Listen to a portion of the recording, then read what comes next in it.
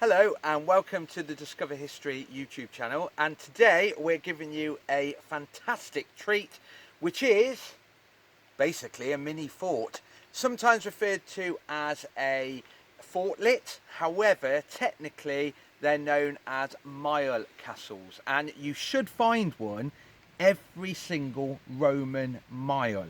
What you have to remember is the miles that we use today are slightly different to the Roman ones, so you have to very carefully look on a map, because on some maps they're marked up as miles that we use today. However, some maps do actually mark them as Roman miles instead. So just make a note if you are going out to make sure what your map are marking these ancient features in.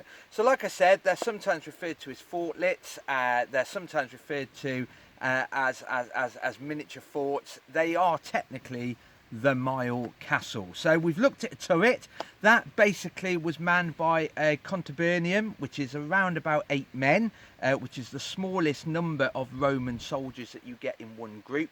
It's basically what you'd refer to as a mess, really, as in a group of soldiers that eat together, really. They all generally live in one leather tent that we looked at when we were talking about marching camps. However, this is our mile castle, and what's amazing about these is they're identical to Roman forts. And when you start looking at it, you've got major thick walls. Now, we're not talking about a 2-meter wall as you normally see with Hadrian's Wall. We're talking about a 3-meter wall going all the way around this self-contained little fort, basically. They have rounded edges, as they would have. All Roman features have these rounded edges, much easier to defend, much stronger in a way than a very sharp corner. And you will see the wall going all the way around. Now, what you would have is, behind Ian, who's filming this, is the great barbaric north. That's the north outside the Roman Empire.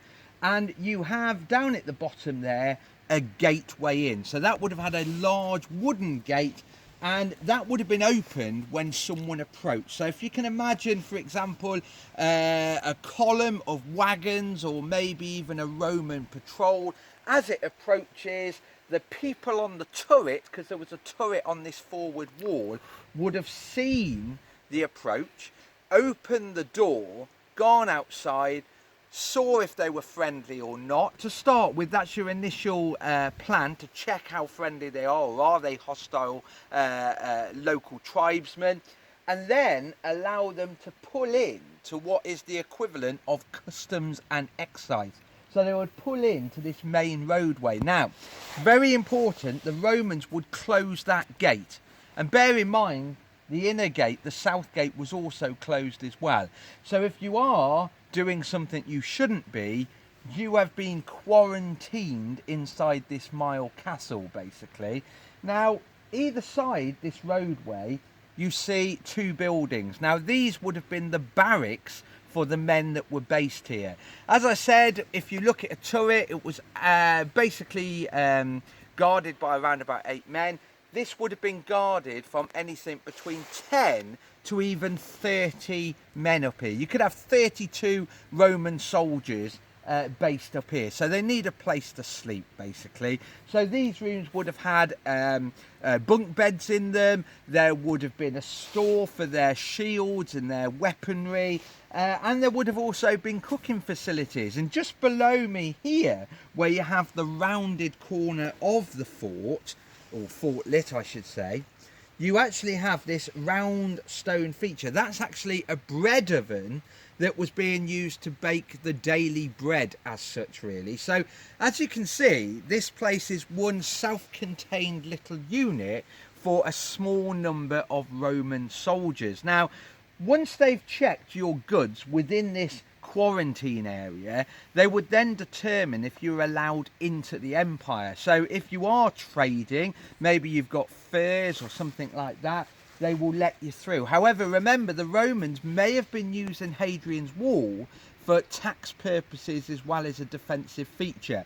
So when you get in here, they may ask you to pay a certain tax, and then, and only then, when it's safe and you're not bringing weapons in or anything like that, they would then open the south gate and allow you to continue into the Roman Empire. And as I always say, as soon as you pass these gates, you are in the Roman Empire, stretching all the way down to the River Nile. I've got to say it again, what an amazing fact that is.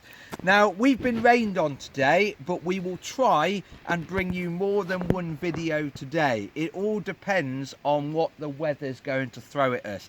As you can see in the background there's quite a bit of bad weather. We've been battling through hail and rain all morning. Anyway, on that note, we've given you a turret, we've given you a marching camp, we've looked at things such as bridging points, for example.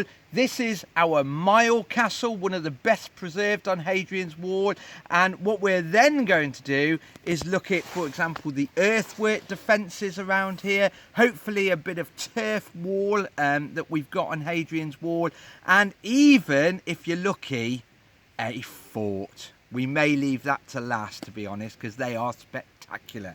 Anyway, on that note, stay safe, get out there and support heritage, and we'll see you soon. Bye-bye.